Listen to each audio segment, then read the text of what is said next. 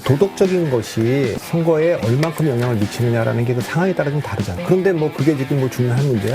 무능한 정권 심판해야지. 정권 심판론이 강하게 지금 작동하고 있는 거야. 근데 그거에 비해서 오히려 부산은 정체되어 있다라는 건 어쩌면 더 상승할 수 있는 어떤 심판론 분위기가 그런 이슈들 때문에 작동 안 한 결과일 수도 있겠다. LH 사건이나 여러 가지 뭐 검찰 개혁이나 이걸 보면서 우리가 왜 그래야 되지? 이 사람들이 이제 투표장에 갈 거냐 말 거냐 이거는 사실은 변수라고 생각해요.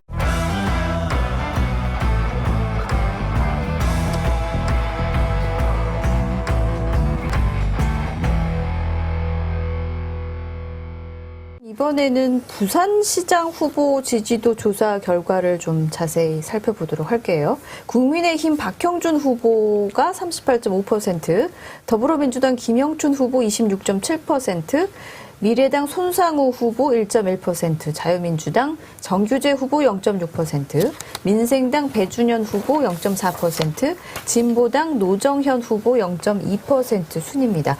지난 조사에 이어서 여전히 이제 박형준 후보가 지금 한 11.8%포인트 정도 김영춘 후보를 앞서는 큰 격차로 선두를 달리고 있는데요. 박형준 후보와 관련해서는 뭐 국정원 사찰 의혹도 있었고요. 또 LCT 특혜 분양 의혹도 있었고 또 딸 홍대 입시 관련한 의혹도 지속적으로 제기가 됐는데 좀 박형준 후보의 지지도에 영향을 좀 끼친 것으로 보세요. 어떠세요? 그러니까 이건 앞으로 좀 봐야 될 것 같아요, 추세를. 그런데 제가 지난번에도 이 방송에서 얘기했지만 그 도덕적인 것이 선거에 얼만큼 영향을 미치느냐라는 게 그 상황에 따라 좀 다르잖아요. 그러니까 2007년도 대통령 선거를 보면 BBK라든가 도곡동 땅 문제가 지금처럼 문제가 다 됐어요.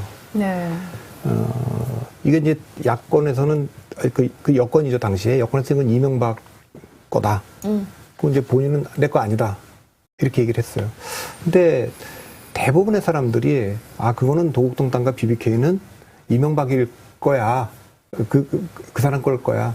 그런데 뭐 그게 지금 뭐 중요한 문제야?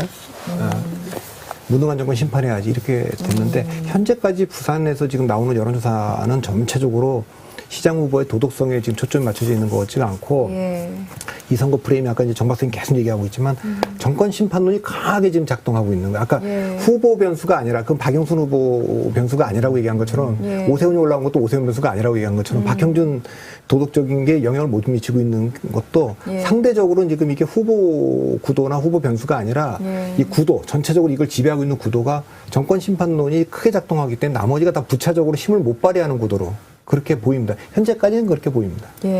정 박사님 어떻게 보세요?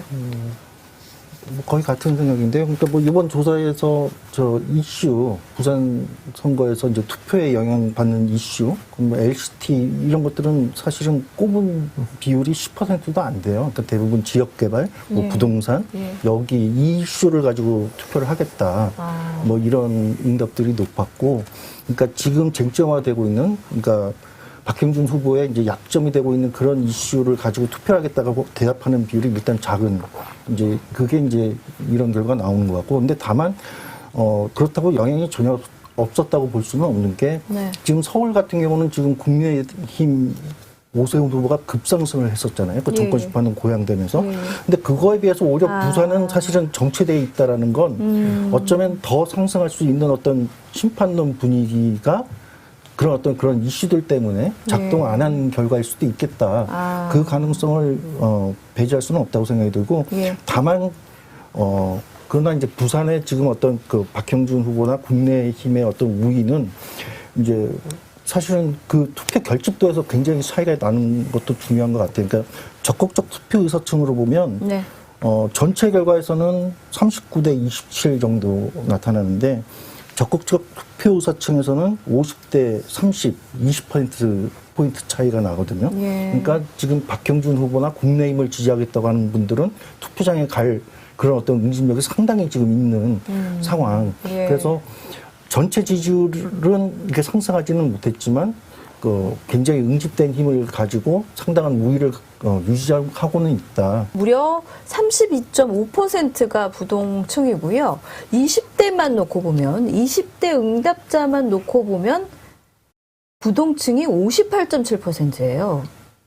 이렇게 부동층 비율이 높을 경우에 실제 선거 결과에는 어떤 영향을 끼칠 수 있을까요? 부동층이, 그러니까 이번에는 그 여권에서 우리 지지층만 결집하면 이길 수 있다. 그렇게 계속 이겨왔으니까 그렇게들 얘기를 하는데, 최근에 이제 부정적인 여론들이 나이 드신 분들, 국민의힘 야권 지지층들의 투표율은 떨어지지 않는데, 예.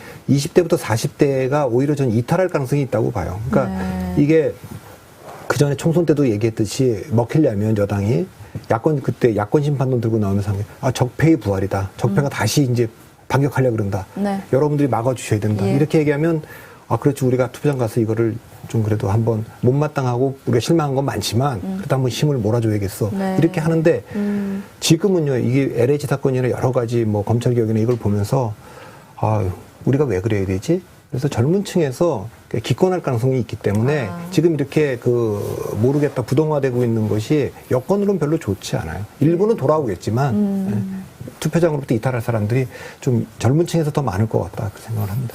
그러니까 무당파의 지금 좀 성격이 변할 것 같다는 생각이 들어요. 그러니까 네.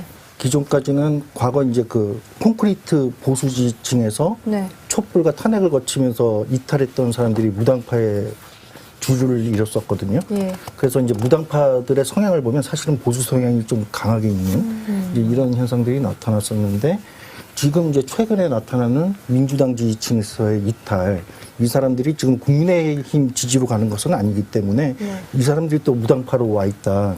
그렇게 보면 현재 무당파는 과거에 좀 보수 성향이 강했던 무당파보다는 그 부류와 이제 민주당에서 이탈한 무당파, 이 두 그룹으로 이제 구성되어 있을 가능성이 있을 것 같고요. 예.